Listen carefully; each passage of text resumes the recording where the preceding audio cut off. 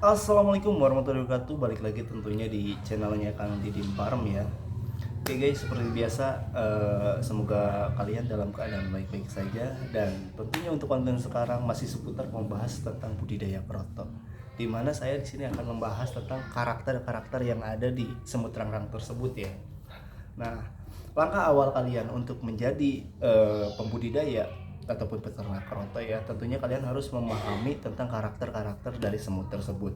Karena apa? Karakter utama yang kalian dapatkan dari si semut, kalau kalian udah memahaminya, itu bisa menunjukkan buat kemajuan tentang peternakan kita ataupun pembudidayaan kita.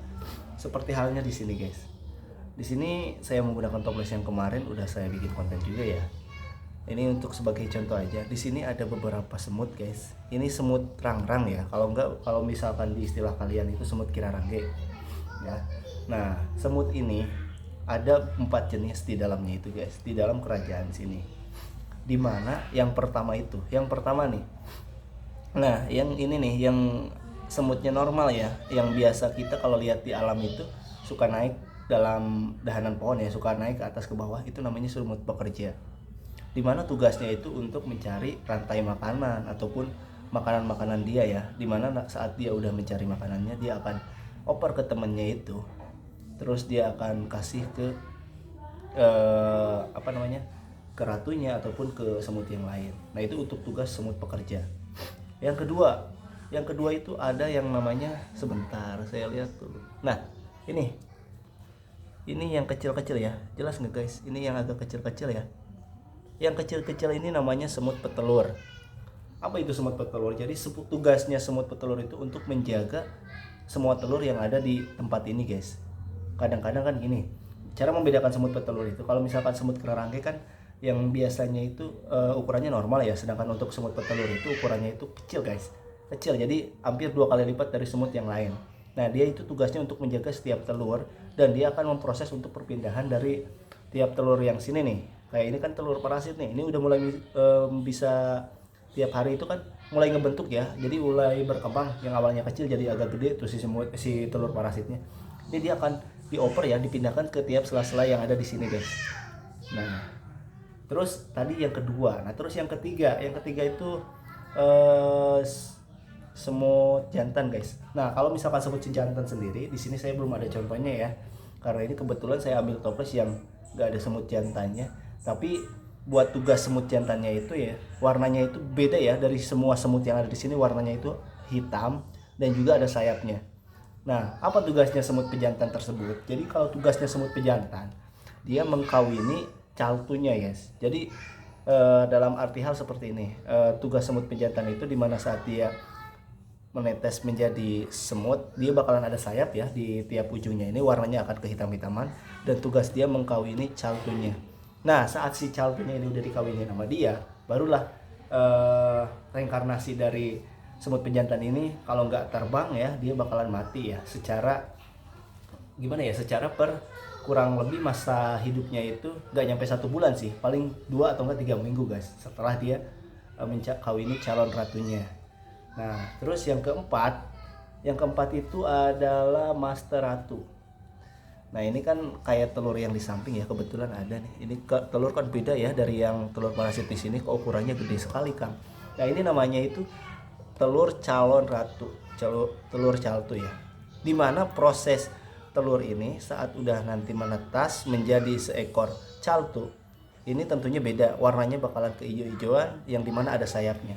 Jadi perbandingannya 5:1 guys. Maksudnya 5:1 ini ukurannya itu 5 kali lipat dari semut-semut pekerja seperti ini ya guys ya. Nah terus tugasnya caltu itu apa? Jadi reinkarnasi dari caltu menuju master ratu itu menunjukkan beberapa proses yang kalau saya bilang sendiri itu sulit dan panjang sekali. Kita perlu mengkarantinanya dulu guys. Jadi jangan sampai si calon ratunya itu dalam satu toples itu misalkan ada 20 atau 30 ya, itu kan otomatis sih kebanyakan si para semut pekerja itu kewalahan, dan juga para semut jantannya gimana ya, gak terlalu fokus terhadap salah satu calon ratu tersebut. Jadi dia bakalan kawin ke sana ke sini. Nah itu harusnya kalau menurut pribadi saya sendiri itu jangan sampai seperti itu. Jadi difokuskannya itu dalam satu toples itu ada misalkan ya, paling banyak itu maksimal ada 5. Itu saat proses pengkawinan calon ratu. Ya syukur-syukur ada 3 ataupun 2 guys. Nah nanti kalau misalkan si calon ratunya udah lepas sayapnya dan dia menjadi master ratu, warnanya kemerah-merahan, dia akan telur terus-terusan guys. Selama dia masih bisa kita budidayakan ya. Dia itu masa hidupnya itu untuk master ratu itu panjang guys. Makanya kita harus atur pola dari misalkan cara pemberian pakan, cara pemberian minum. Nah disitulah kita memerlukan untuk memahami beberapa karakteristik dari semut tersebut. Nah, terus Kang, apa yang disebut dengan kroto? Nah kroto itu kalau di kita itu dibilangnya telur guys. Jadi bukan semutnya ya kalau kroto. Cuman kalau di kita kebanyakan budidaya kroto itu yaitu jadi membudidayakan semut yang hasil telurnya itu kroto, dan si telurnya itu yang menghasilkan putih-putih uang guys. Kita bakalan jual ke sana kemari. Dan sampai sekarang pun alhamdulillah ya, kalau yang namanya budidaya kroto itu tidak termakan oleh zaman, dikarenakan kita itu menjualnya ke selain kita punya pengepul ataupun kita menjual ke tempat mancing, kan suka ada tuh yang memerlukan kalau mancing pakai telur kroto. Terus kalau burung kan nggak termakan zaman guys. Penghobi itu di mana-mana banyak guys. Jadi peluang usaha itu sangat bagus sekali kalau kita mau memahami karakteristiknya dulu ya, sehingga nanti menentukan hasil kedepannya. Oke guys, paham ya sampai di sini ya. Dan kalau kalian belum jelas memahaminya, kalian bisa di kolom komentar ditulis aja, Kang, saya mau request gini nih. Ntar saya bantu buat requestannya. Selama saya masih bisa memberikan informasi ataupun ilmu yang saya ketahui, saya akan berbagi ilmu buat kalian semua guys. Kalau gitu jangan lupa di like, comment, dan subscribe, dan jangan lupa mampir lagi ke channelnya Kang Didin Farm. Kalau gitu Kang Didin Farm bikin pamit, sampai ketemu di konten saya selanjutnya guys.